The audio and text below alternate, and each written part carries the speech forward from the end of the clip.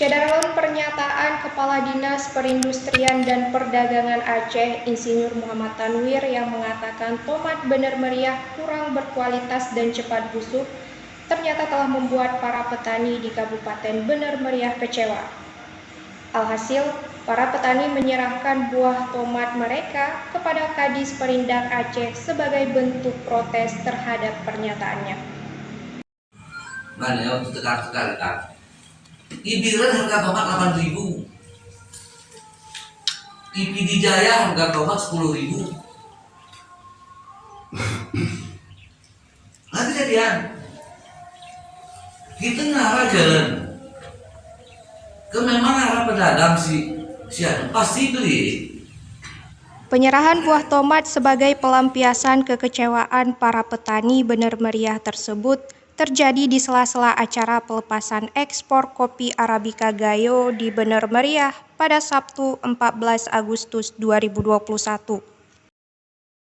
Pada saat itu, Kepala Dinas Perindustrian dan Perdagangan Aceh, Insinyur Muhammad Tanwir, langsung menemui sejumlah petani yang sudah menunggu di Jalan 2 Jalur, Kampung Ujung Gele, Kecamatan Bukit, Kabupaten Bener Meriah.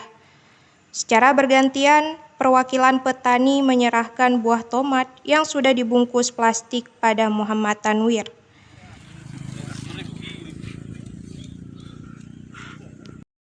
Demi Allah, ini berdasarkan pengalaman dan nanti salah pengertian kamu. Dewa ini nanti salah pengertian. Pak, izin Pak, mungkin gimana kita bisa ngomong? Dan aku memang mau menyelesaikan persoalan ini. Usia aku kawan-kawan siap. Tidak ada keributan yang terjadi pada aksi protes petani tersebut.